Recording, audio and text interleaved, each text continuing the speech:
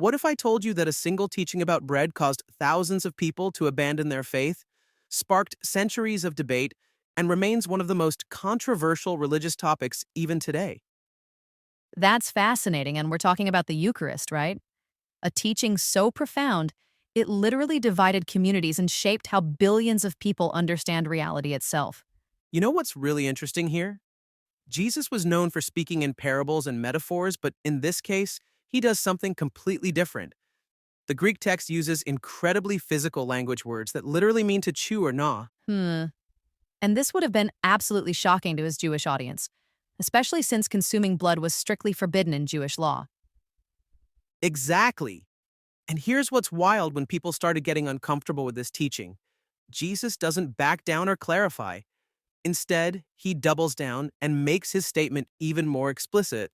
My flesh is true food and my blood is true drink. Well, that makes me wonder, how did this teaching evolve from that moment to become such a central part of religious practice for billions of people? So that's where it gets really interesting. This teaching became a sort of litmus test for faith. Historical records show that early Christians were actually accused of cannibalism by Roman authorities because of how literally they took these words. Oh, wow. And you know what's fascinating? This connects to ancient cultural practices where sharing a meal was seen as creating an unbreakable bond between people. Right. And speaking of cultural impact, this teaching literally shaped Western civilization. I mean, just look at medieval architecture. Entire cathedrals were designed around the concept of the Eucharist, with the altar as the focal point. That reminds me of how this teaching transcends different religious traditions. You've got various faiths waiting for the same figure, whether they call him the Messiah, the returning Christ, or the Mahdi. And here's something most people don't realize: this teaching wasn't just spiritually revolutionary, it was socially revolutionary too.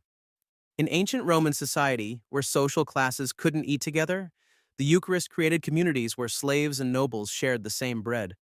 That's exactly what makes this so powerful. It's not just about bread and wine, it's about transforming both individuals and entire communities. You know, historical documents show that during times of persecution, Christians would risk death to participate in this ritual. The Romans couldn't understand why they wouldn't just pretend to worship the emperor and practice their faith in private. Well, that raises an interesting question. Why would people be willing to die for what seems like such a strange teaching? That's where we get to the heart of it. This teaching challenges our fundamental assumptions about reality itself.